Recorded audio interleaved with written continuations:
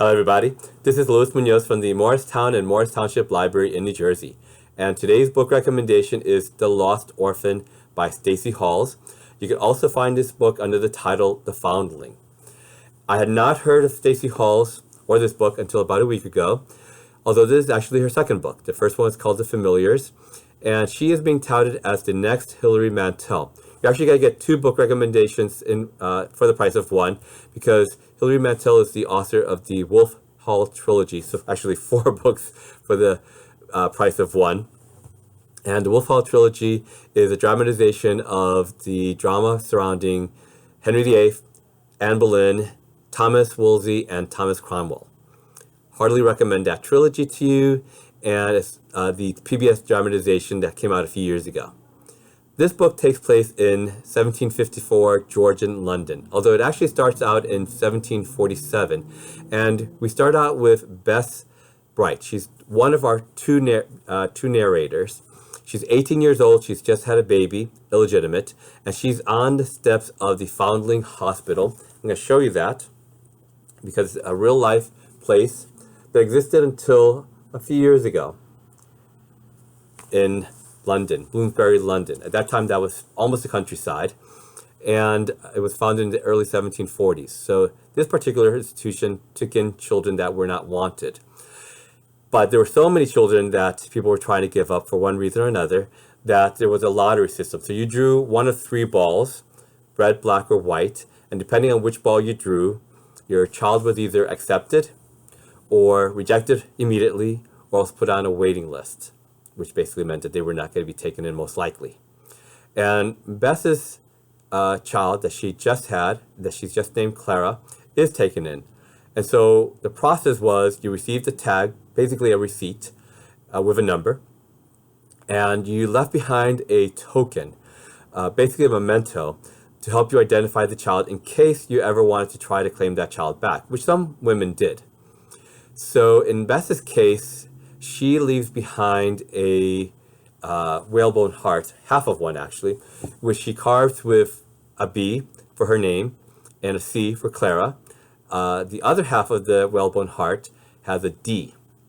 So she very much hopes to claim that child. And 6 years go by. She has been saving money because even though it was a charitable institution, it was not for free. If you wanted to claim your child, you basically had to pay up for those 6 years in case of Bess that your child was being taken care of. But Bess's biggest worry is not the money, to come up with that money, but she very much fears that the child would have died in the time in between. And this was a very strong possibility. Something that I read later on was that half of all London children died before the age of 2. So out of every 1,000, 500 died. Well, Beth shows up at the Foundling Hospital 6 years later to find out that the child that she left behind was claimed the very next day by someone who knew the tag number, knew where she lived, etc., knew what she had left behind as a token, and worst of all, claimed to be her. So that's part of the mystery of the book.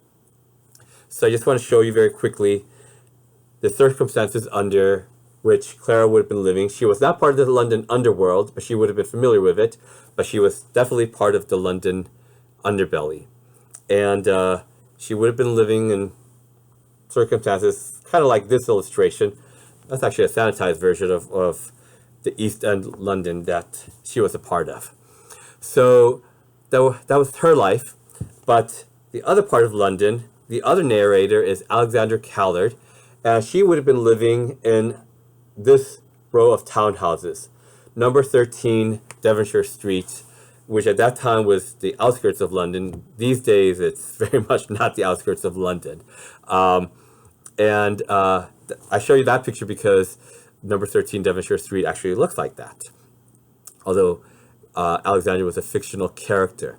So Alexandra is the widow of somebody who died 6 years ago, who was a whalebone merchant, and she has a 6-year-old daughter named Charlotte, and they only go out once a week to visit the chapel of, guess where, the Foundling Hospital.